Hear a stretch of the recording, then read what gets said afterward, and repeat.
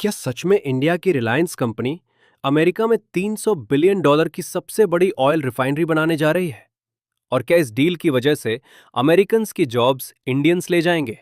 और सबसे शॉकिंग बात, रिलायंस खुद इस खबर पर अभी तक चुप क्यों है? आज की इस वीडियो में हम सच्चाई, राजनीति और बिजनेस गेम्स सब समझेंगे। वेलकम टू जियो थ्रेट, जहां हम दुनिया की बड़ी जियोपॉलिटिकल और बिजनेस स्टोरीज को सिंपल तरीके से एक्सप्लेन करते हैं। इमेजिन करो, 50 साल बाद पहली बार यूएसए में एक नई मेगा ऑयल रिफाइनरी बनने वाली है और उसमें इंडिया की कंपनी रिलायंस का नाम आ रहा है। लेकिन यहां कहानी में एक बड़ा ट्विस्ट है।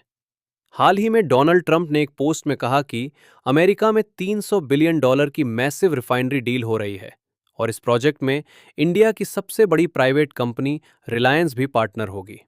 उन्होंने लिखा, historic deal, biggest in US history, thanks to our partners in India.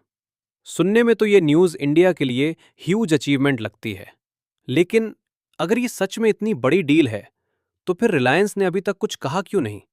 ना कन्फर्मेशन, ना डिनायल, कंप्लीटली साइलेंट। और यहां एक और इंटरेस्टिंग सिग्नल मिला।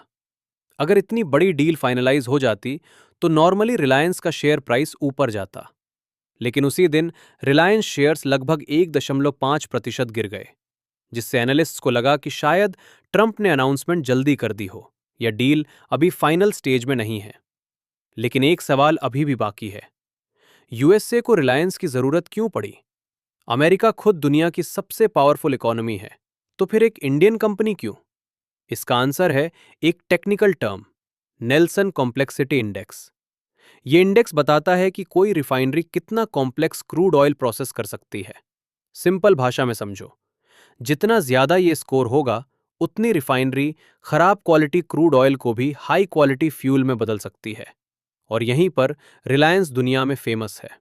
इंडिया के गुजरात में रिलायंस की जामनगर रिफाइनरी का स्कोर है 21.1 और ये दुनिया की सबसे एडवांस रिफाइनरीज में से एक है।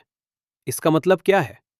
ये रिफाइनरी ऐसे क्रूड ऑयल को भी प्रोसेस कर सकती है जिसे कई दूसरी रिफाइनरीज हैंडल नहीं कर पाती। Example, Venezuela crude, heavy Russian crude.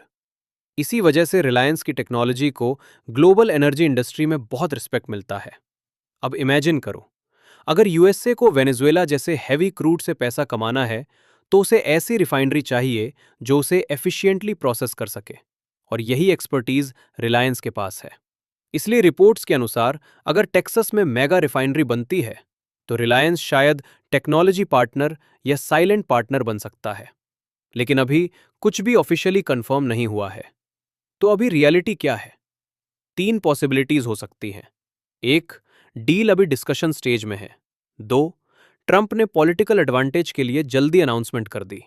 3, Reliance future conditions clear होने का वेट कर रहा है।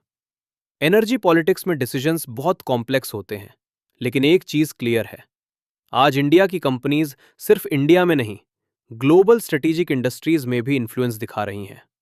एनर्जी, टेक्नोलॉजी, इंफ्रास्ट्रक्चर, इंडिया की प्रेजेंस लगातार बढ़ रही है।